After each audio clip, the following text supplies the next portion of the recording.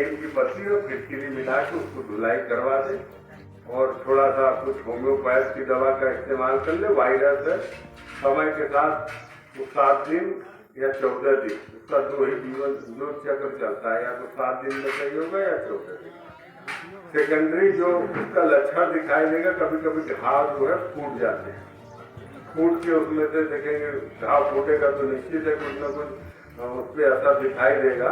तो उसके लिए जो मलहम आप लेके मलहम का उपयोग करके उस तरह के काम चल जाए, बहुत दवा की जरूरत नहीं है।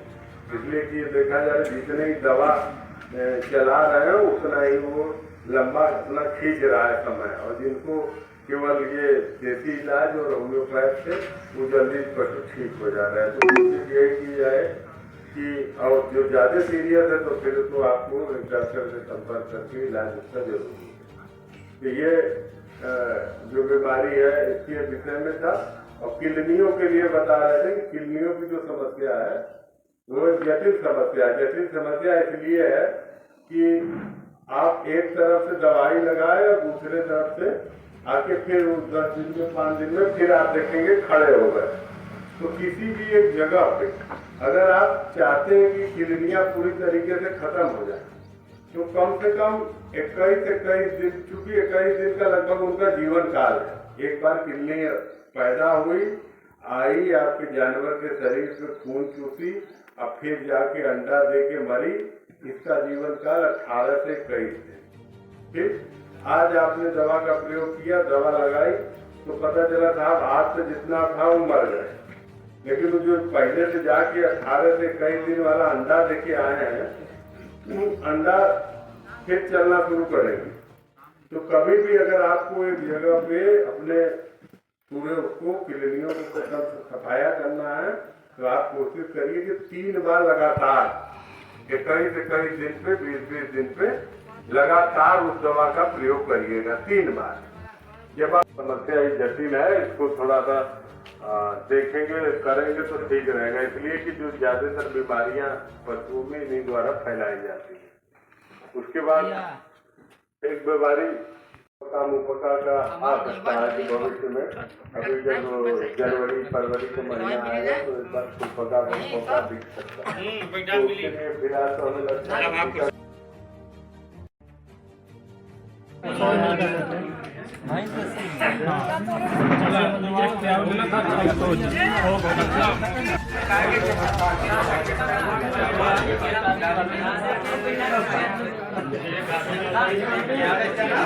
ये पालते हैं। एक तो प्रोडक्शन, दूसरा रिप्रोडक्शन।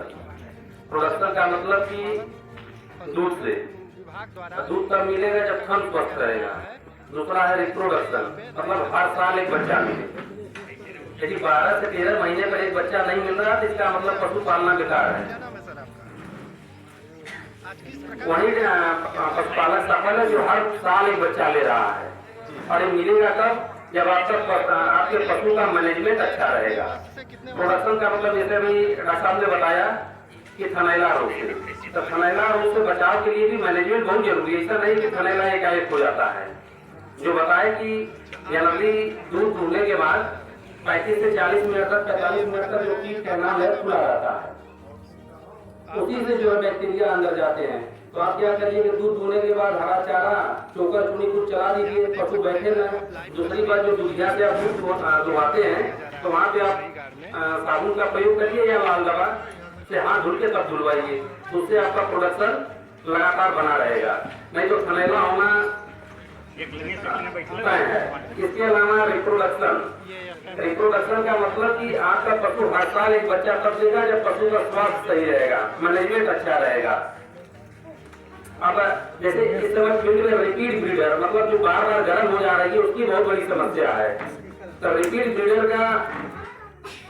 ब्रीडर में जो पशु हर 20 से 21 दिन में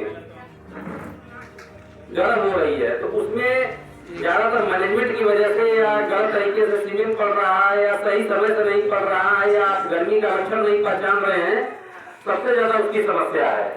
यदि आप का पशु हर 21 दिन पे गर्म हो रहा है, उसका कचरा साफ है, तो मान के चलिए वो पशु जो है रिपीट ब्रीडर है। नहीं तो कुछ पशु ऐसे होते हैं जो 15 दिन पे गर्म हो जाते हैं। कुछ जो है 1 महीना के ऊपर गर्म होते हैं तो समझ लीजिए उसमें कुछ बीमारी है। लेकिन रिपीट फीडर वाले में ज्यादातर बीमारी ऐसी कोई नहीं है।